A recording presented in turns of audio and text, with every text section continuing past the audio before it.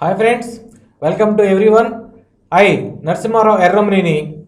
Today we are discussing important topic in hydrogen and its compounds. Okay, in previous videos we discussed what is hydrogen, source of hydrogen, isotopes of hydrogen, and preparation properties, methods of hydrogen.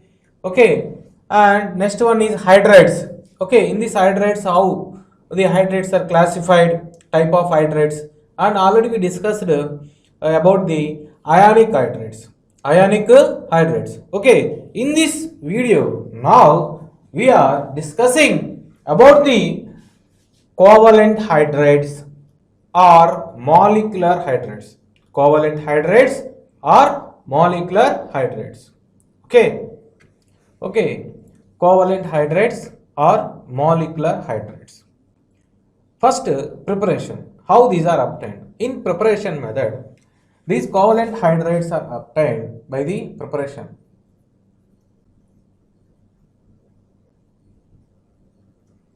Simply, the elements of p block react with hydrogen to give covalent hydrates. Okay, the elements of p block react with hydrogen to give covalent hydrates. Okay, covalent hydrates. Here, these covalent hydrates are classified into three major types. These covalent hydrates are classified into three major types. They are, first one is here classification. I explain the classification of hydrates. Okay, here the first one is electron deficient hydrate. Electron deficient hydrate.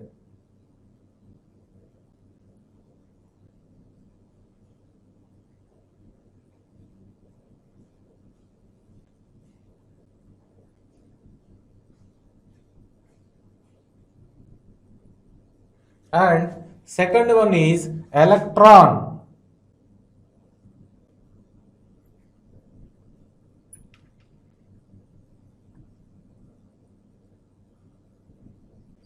precise hydrate. Electron precise hydrate. And third one is electron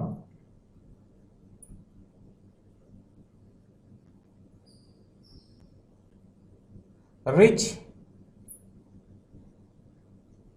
hydrate. Okay, so these are the three major type of hydrates are present in this covalent hydrates. Okay, these covalent hydrates are obtained when hydrogen react with p block elements. Okay, these are further classified into different types. Based on Lewis dot structures. Number of electrons present in that hydrate to write that Lewis dot structures.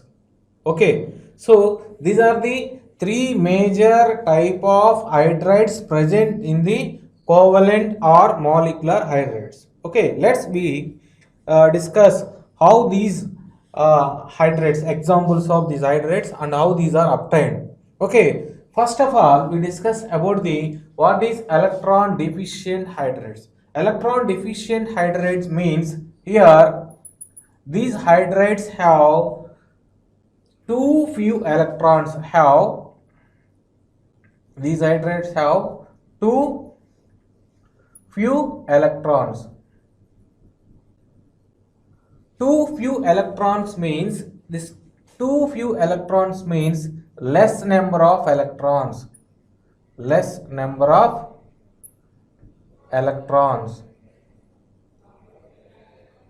To write the Lewis structures. Too few means less number of electrons, lack of electrons. Actually, the elements which contain 8 electrons is more stable. So, in these hydrides, they are having less number of electrons with empty orbital. With empty orbitals, they have empty orbitals. Okay, the best example of these hydrides is when hydrogen react with third group element, third A group element, to give this hydride, okay, EHE3 type hydride, The best example of this hydride is example of this hydride is one is BHE3 aluminum hydride, gallium hydride and indium hydride and thallium hydride, like this.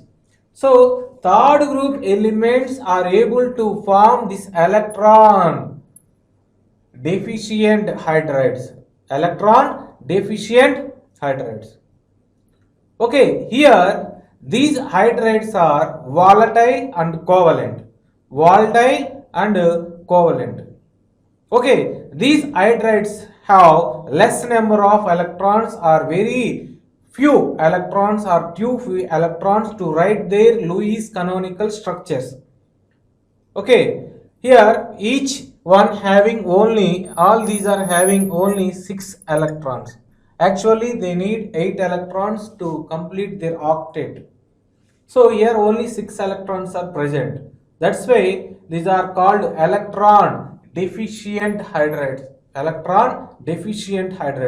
Due to this deficiency, they can easily accept the electrons from the other elements or like donors. Okay, these are able to form coordinate covalent bond or dative bond. Okay, due to the accepting nature, these hydrides are acts as a Lewis acid.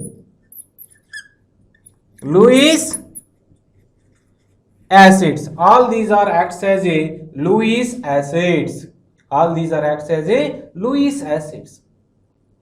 And all these hydrides are covalent and volatile. So this is about the electron deficient hydrides. Okay, these hydrides are having very too few electrons to write their Lewis canonical structures. Third A group elements like boron family elements form these hydrides. Okay, if you observe these hydrides, all these hydrides are undergo sp3 hybridization. And having one empty orbitals. For example, this is like if this is B, okay, this B has the having one empty orbital and remaining 3 bonds are exist like this. Okay, this diboron, in case of diboron, the best example is B2H6. Okay, Lewis acids, all these are the examples of Lewis acids. Okay, clear. And next one is electron precise hydrides. Okay, here this is about the electron deficient hydrides. It is completed. Next one is electron precise hydrides. Precise means sufficient. The hydrides which have sufficient number of electrons to write their Lewis canonical structures are called electron precise or electron sufficient hydrides. Electron precise as well as electron sufficient hydrides. They have equal number of electrons or sufficient number of electrons or precise number of electrons to write their canonical structures are called electron precise hydrides. Here when hydrogen react react with fourth A group elements. Hydrogen react with fourth A group elements to form this precise hydrides. The formula of this precise hydride is, general formula is EH4. EH4. Like fourth group elements, carbon family. Fourth group elements means carbon family. So carbon family elements able to form this electron precise hydrides. Electron precise hydrides. Okay, these examples are CH4, SiH4, Ge, germanium hydride, tin hydride, and lead hydride, like this. These are the four type of hydrides of electron precise hydrides. Electron precise hydrides. These are here also, these are undergo sp3 hybridization. Here these are also undergo sp3 hybridization. The shape of molecule is tetrahedral. The shape of the molecule is tetrahedral. Tetrahedral. Okay, this is about the electron precise hydrides. Electron precise hydrides, like this. Okay, they have precise number, sufficient number, equal number. That is nothing but 8 electrons. 8 electrons are present. 8 electrons are present. All compounds. All these compounds are having 8 electrons. Clear? So this is about the electron precise hydrides. Okay, and next one, we go for the next one, that is nothing but electron rich hydrides. Okay, the elements like 5th A and 6th A and 7th A group elements react with hydrogen, to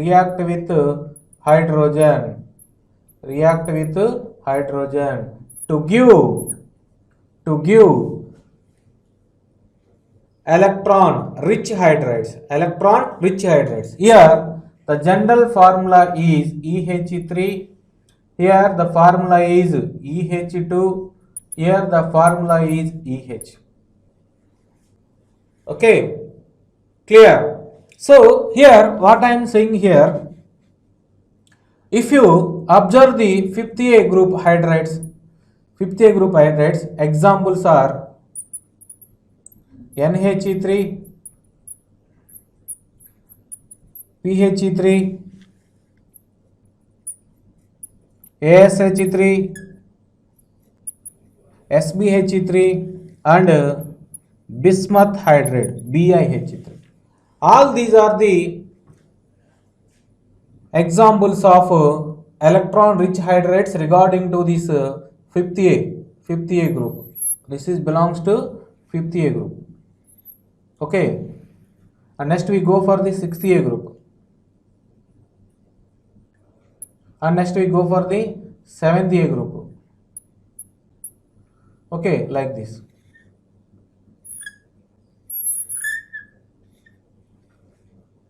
Here the examples of 7th A group are H2O. 6th A group means oxygen family. Oxygen family examples are H2O, H2S, and selenium hydride, tellurium hydride, polonium hydride, like this. And 7th A group, HF, HCl, HBr, and HI. Here this compound is unreactive, astatic.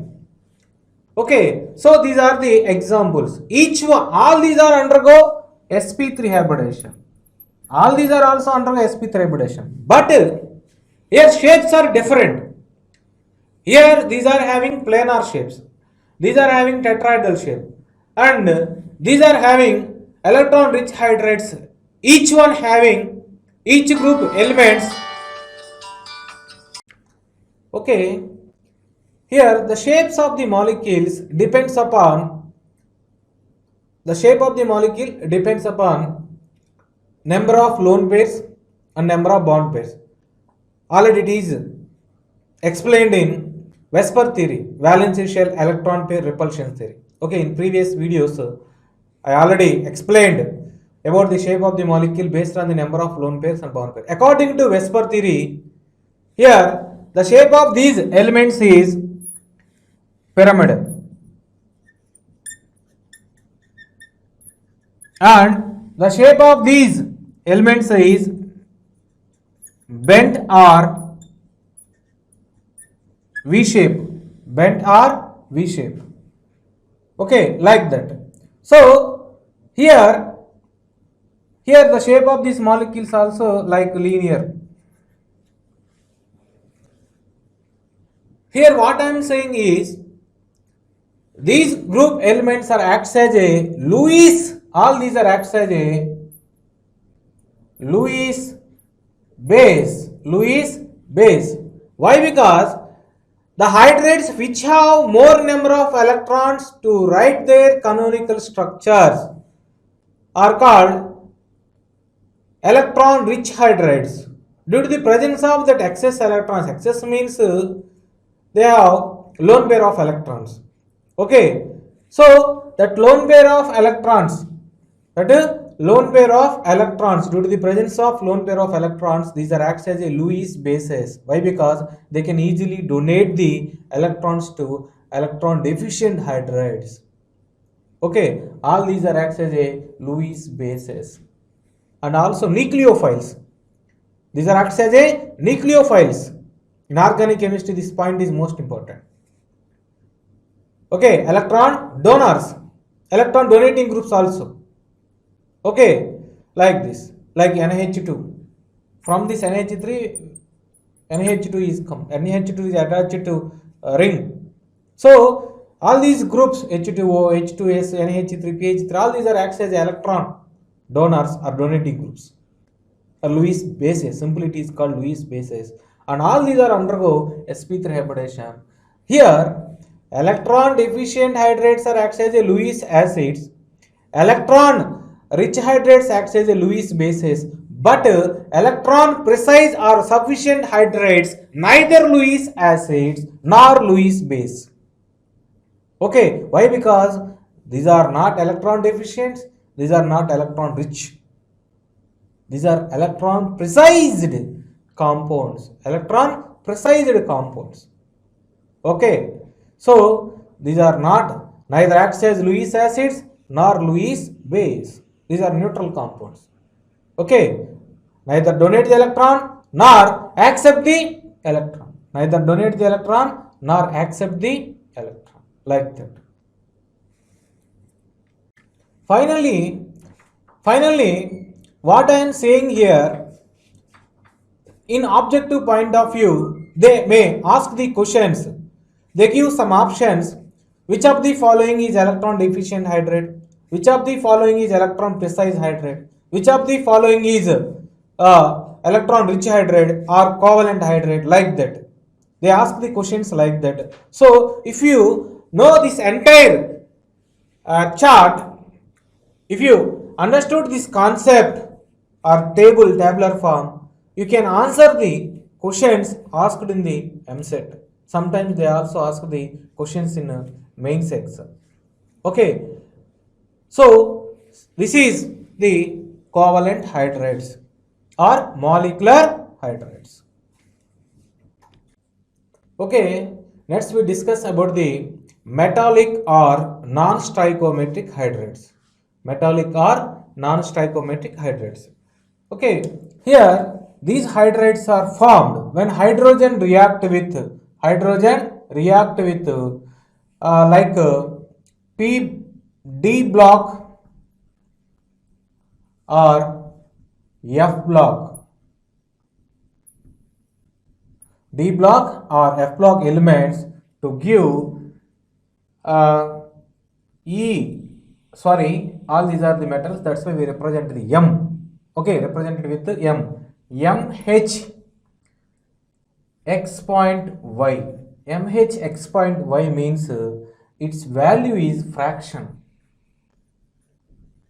1.5, 2.5, like that. So these hydrides are called non-stoichiometric hydrides. Non-stoichiometric hydrides. Why? Because the ratio of hydrogen is non-stoichiometric in ratio. The ratio of the percentage of hydrogen is non-stoichiometric in ratio. That's why these hydrides are called non-stoichiometric hydrides. Okay, like zirconium hydride, lanthanum hydride, titanium hydride, like that. Here, what I am saying here, these are like ionic hydrides. These are all also having a little bit of ionic character, and moreover, exhibit the, according to properties of these hydrides, exhibit the electrical and